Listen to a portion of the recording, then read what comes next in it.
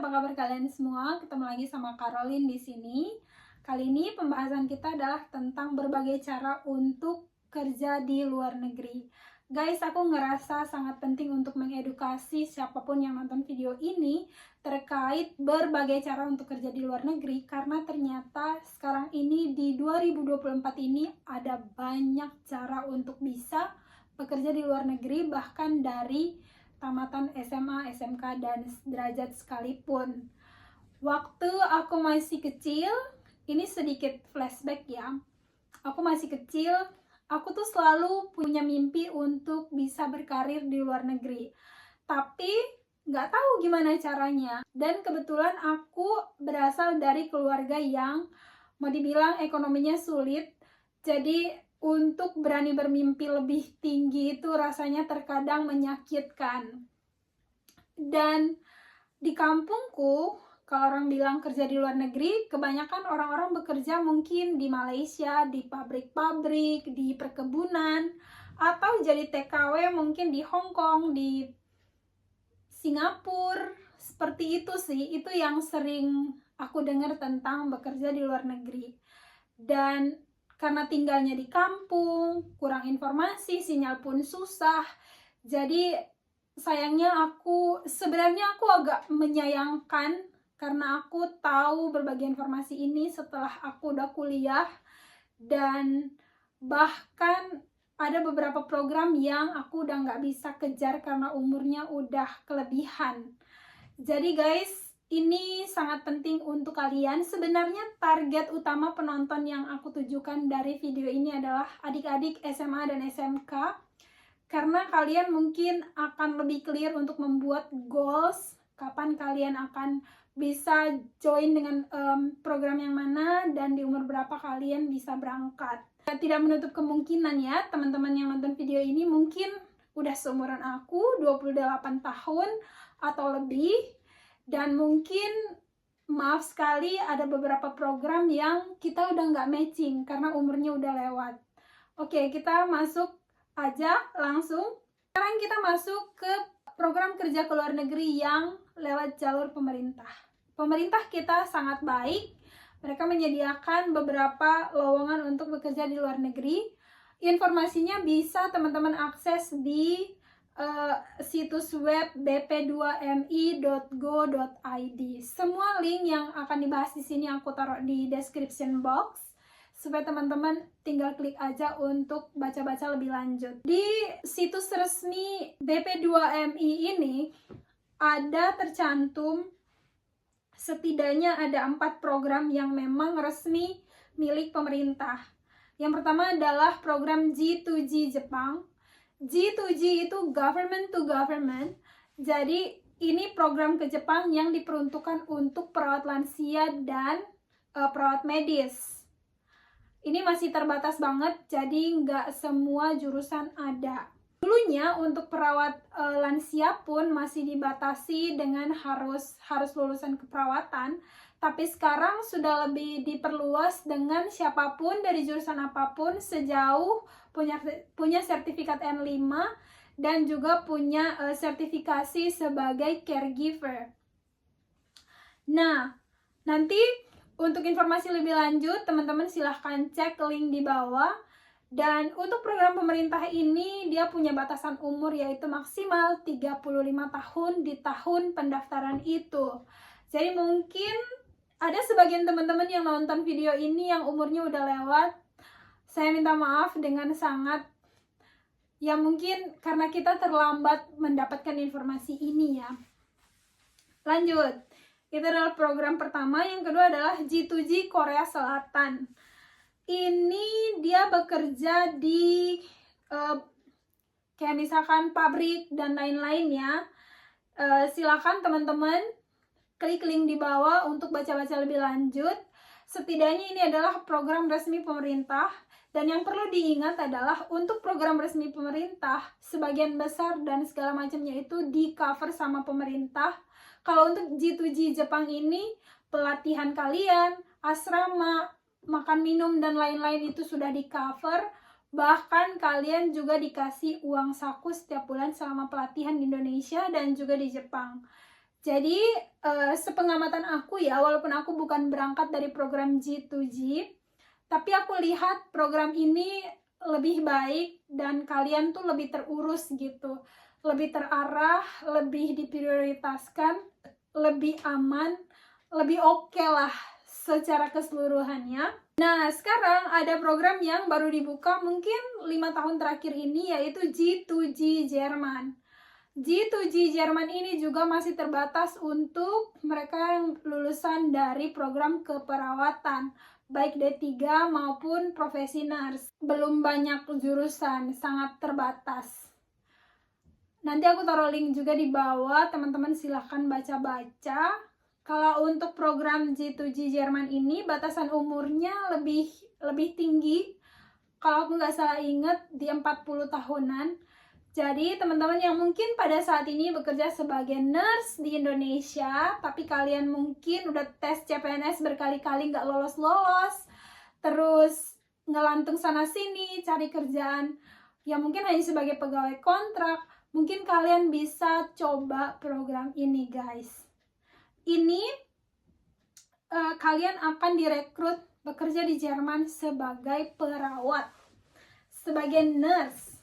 Jadi bukan caregiver ya, kalian sebagai nurse di sana, dan setelah 1 tahun di sana kalian bisa ujian penyetaraan, dan kalau kalian lolos kalian dapat visa permanen dan bisa bawa keluarga kalian untuk tinggal bersama di Jerman.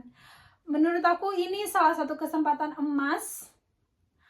Dulu kerja di Jerman ini adalah mimpiku, cuman karena aku pada saat itu masih warawiri ya, belum terlalu memastikan tujuanku yang mana. Jadinya aku waktu itu kuliah itu dengan uang mepet-mepetan. Pengennya jurusan keperawatan, oke, dapat keperawatan. Harusnya kalau aku tahu tujuanku dari awal, aku kuliahnya D3 aja.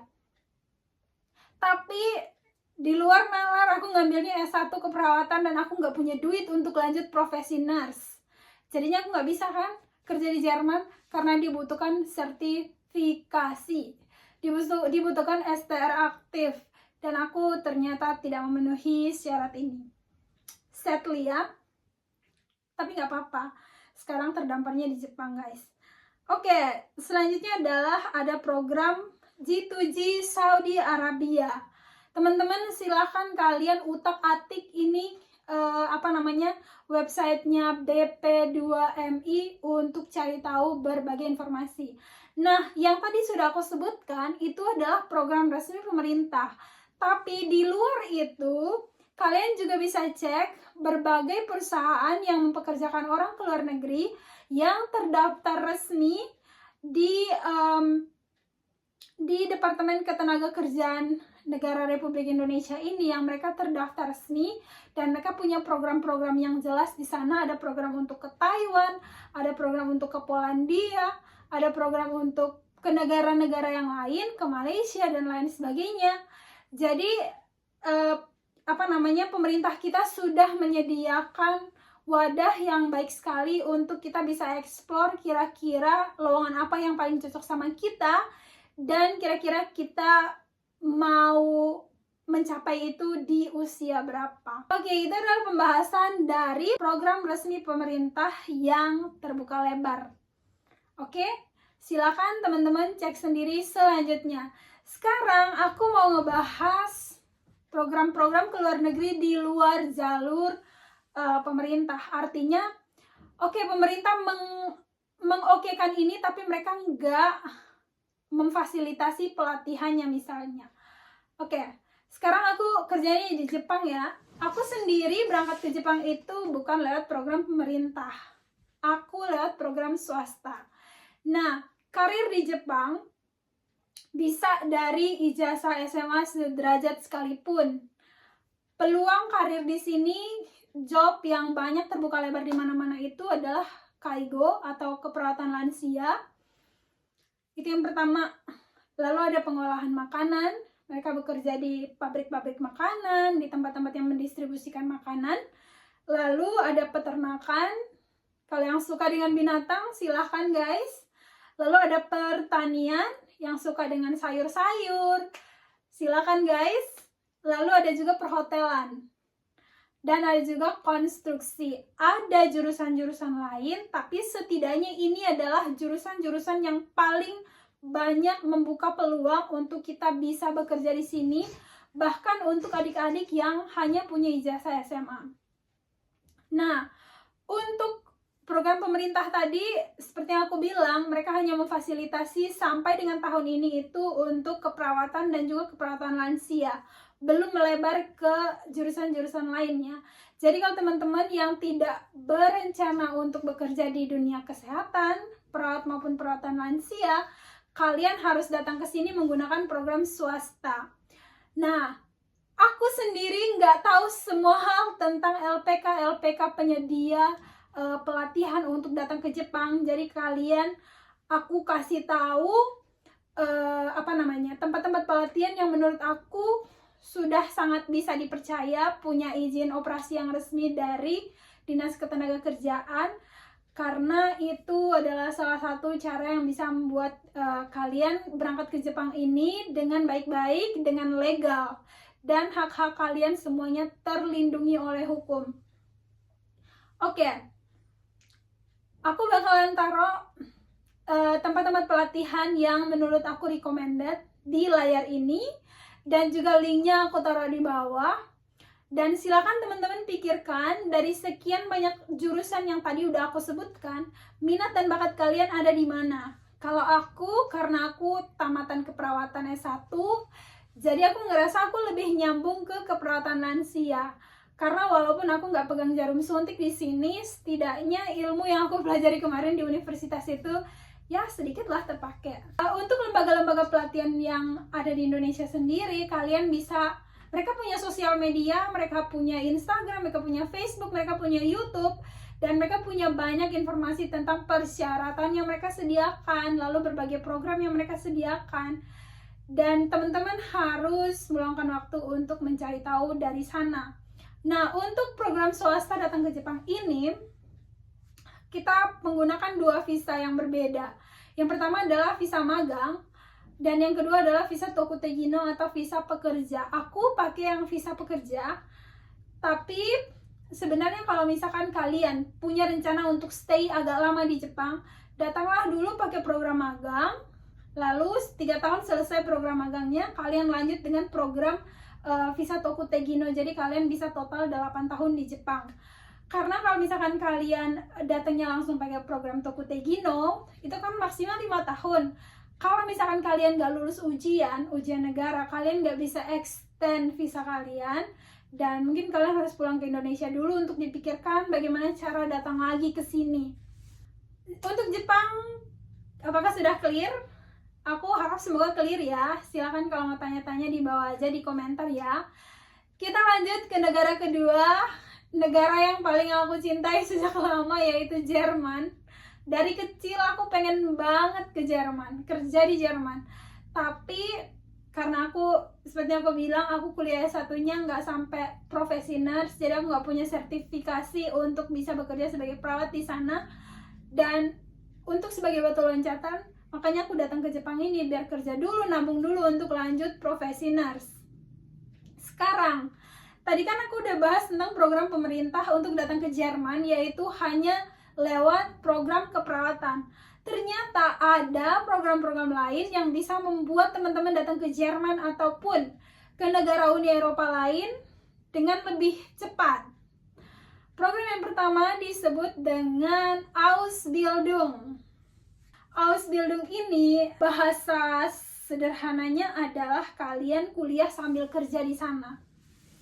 Jadi sebagian waktu kalian dalam seminggu itu kalian kuliah, sebagiannya lagi kalian kerja, tapi kalian sudah digaji, dan gaji ini cukup untuk biaya hidup kalian dan juga untuk bayar uang sekolah.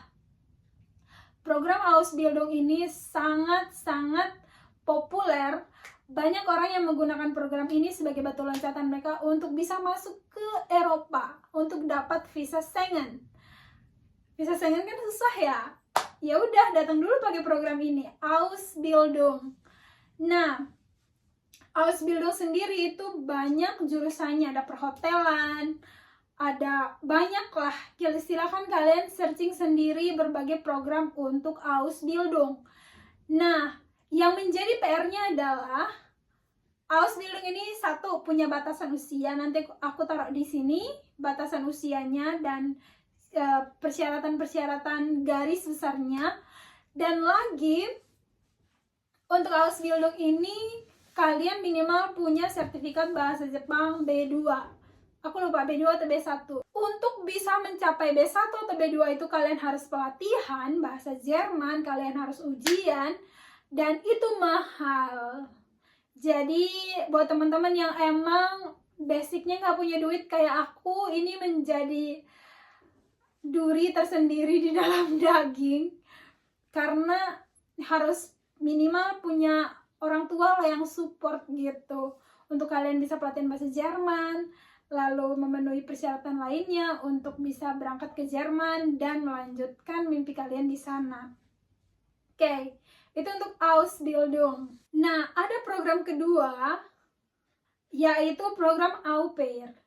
Program Au Pair ini ada juga batasan umurnya. Kalau Ausbildung tadi sertifikat bahasanya di antara B1 atau B2, kalau Au Pair ini minimal kalian punya A1. A1 itu sertifikat paling basic, paling bawah untuk bahasa-bahasa yang ada di Uni Eropa. Misalkan bahasa Jerman, bahasa Belanda. Nah, karena ini cuman sertifikat A1, jadi biaya pelatihannya itu nggak terlalu mahal. Hanya saja kalian harus cari host family. Nah, ada satu website yang sangat terkenal yang sudah membantu banyak orang untuk bisa datang ke Uni Eropa untuk bekerja di sana, yaitu namanya aupair.world kalau nggak salah ya. Aku taruh di sini nanti dan aku taruh di link di description box di bawah. Jadi di website itu teman-teman bisa memasukkan detail diri tentang teman-teman, lalu kalian bisa cari host family yang cocok dengan kriteria kalian. Kalau udah oke, nanti kalian bisa saling bagi kontak, lalu bisa lanjut obrolannya mungkin di WhatsApp atau di Facebook atau di Zoom. Kalau udah cocok, nanti baru diproses selanjutnya sampai kepada visa dan keberangkatan.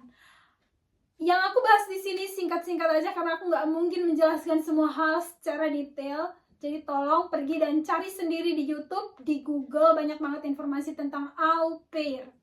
Program Au Pair ini bukan hanya untuk di Eropa, tapi juga di Amerika, di Australia, dan ini sangat luas. Ya, teman-teman yang bisa menentukan kalian maunya yang mana. Oke, guys. Selain Au Pair, selain Ausbildung, ada juga program FSJ. Ini kayak program sosial untuk datang ke Jerman, dan kalian juga bisa mungkin mencoba. Oke, Jepang udah, Jerman udah, Korea. Korea itu tadi kita udah bahas ya tentang program pemerintah untuk ke Korea. Sekarang salah satu program yang sangat diminati oleh anak muda Indonesia adalah program Working Holiday Visa punyanya Australia. Ini keren banget, banyak banget anak muda Indonesia yang pergi ke Australia dengan Working Holiday Visa. Tapi persyaratannya agak strict. Kalian harus setidaknya berkuliah, minimal kalian sedang di semester 4 pada saat kalian apply. Lalu kalian harus punya sertifikat IELTS, sertifikat kemampuan bahasa Inggris. Lalu kalian harus punya tabungan 50 juta di rekening untuk bisa bikin visanya, visa Australia ya. Persyaratannya agak rumit.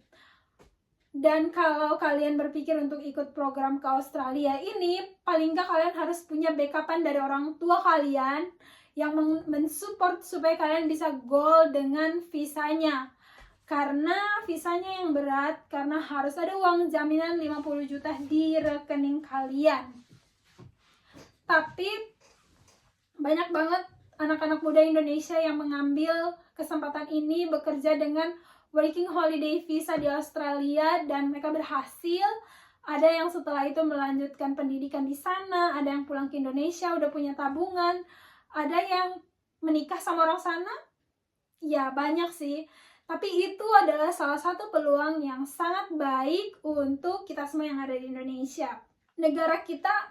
Negara Indonesia nih lagi bikin program, lagi merencanakan program G2G untuk Kanada. Jadi ya teman-teman yang mungkin udah punya basic bahasa Inggris, bisa tuh join nanti. Karena nggak perlu belajar bahasa baru kan, kalau Jerman, Jepang, Korea, Arab Saudi mungkin harus belajar bahasa lagi kan. Tapi kalau misalkan Kanada, bahasa Inggris doang gitu. Kan lebih gampang ya. Oke guys, selain yang sudah aku sebutkan tadi, ada banyak program lainnya milik swasta untuk bekerja di berbagai negara yang kalian bisa Google, kalian bisa cari tahu di YouTube. Ada program ke Polandia, ke Swedia. Oh iya, aku punya saran lembaga pelatihan yang aku pikir terpercaya ya untuk program ke Jerman ini. Nanti aku taruh linknya di bawah. Semoga itu membantu untuk teman-teman bisa konsultasi untuk melihat teman-teman cocok atau enggak gitu. Peluang untuk bekerja di Amerika. Ini aku nggak bisa bahas panjang lebar karena yang aku bahas ini sebenarnya ini program untuk mereka yang lulusan keperawatan. Jadi kalian bisa, kalau misalnya teman-teman lulusan keperawatan nih punya STR, bisa ikut ujian NCLEX di sini, di Asia ini, di Jepang ada, di Filipina ada, Indonesia mungkin belum ada ya. Nanti setelah kalian ikut ujian NCLEX, kalian udah punya sertifikat NCLEX-nya, baru kalian coba untuk reach out lowongan-lowongan pekerjaan untuk nurse yang ada di Amerika, supaya kalian bisa disponsori untuk green card untuk pindah ke sana. Tapi kalau untuk Amerika Serikat ini, salah satu program dari Kedutaan Amerika yang menurut aku sangat terkenal dan sangat unik, yaitu Green Card Lottery. Ini mereka bagi-bagi, kayak istilahnya mereka bagi-bagi KTP Amerika gratis untuk 55.000 orang dari seluruh dunia. Ada negara-negara yang sudah ditentukan dan ada yang pengecualian. Ini dibagi gratis setiap tahun berdasarkan undian random. Dan pendaftarannya setiap bulan Oktober. Jadi, seperti yang kita semua tahu, untuk menjadi warga negara Amerika itu susah banget. Dan Green Card Lottery ini bisa teman-teman coba gitu. Kalau kalian beruntung, kalian bakalan bisa pindah ke Amerika sebagai warga negara. Ada salah satu YouTuber yang unik banget. Dia pergi ke Australia dengan program Working Holiday Visa. Dan ternyata dia sampai di Australia, dia coba-coba apply Green Card Amerika yang lotre tadi itu. Dia coba-coba apply dan dia lulus. Maksudnya dia menang. Dia menang untuk diversity visa ini. Dan dia sekarang pindah dari Australia ke Amerika. Keren kan? Maksudnya keberuntungan itu hanya Tuhan yang tahu. Tapi juga kita bisa berusaha kan. Dan menurut aku di zaman yang secanggih ini teman-teman, jangan mau duduk diam dan gak tahu apa-apa. Karena gak bisa dipungkiri lowongan pekerjaan di Indonesia semakin tipis. Kalaupun ada, duitnya dikit banget ya enggak. Jadi why not teman-teman pergi merantau ke luar negeri untuk menaikkan ekonomi keluarga. Dan walaupun terkesannya buruk ya, kayak ngebangun negara orang lain gitu, ya nggak apa-apa, kita butuh cuan, kita butuh memperbaiki ekonomi keluarga, jadi nggak apa-apa merantau dulu. Cuman prinsip aku secara pribadi itu jangan mau seumur hidup jadi karyawan di negara orang. Kalau bisa kita nabung, kerja nabung, punya modal, pulang ke Indonesia buka usaha gitu. Jadi itu harus menjadi goals di pikiran kita. Jangan kayak mau seumur hidup jadi karyawan. Ya nggak semua orang sih punya dream untuk jadi business owner ya. Tapi ya kenapa enggak gitu, kalau kita punya kesempatan yang Tuhan kasih, upgrade skill, upgrade diri, jangan mau jadi karyawan seumur hidup, ya kan? Oke, si Carol udah kebanyakan bacot. Semua link yang aku bahas dari tadi itu aku taruh di bawah guys. Kalian silahkan klik sesuai dengan kebutuhan kalian masing-masing. Sampai jumpa di video-video selanjutnya.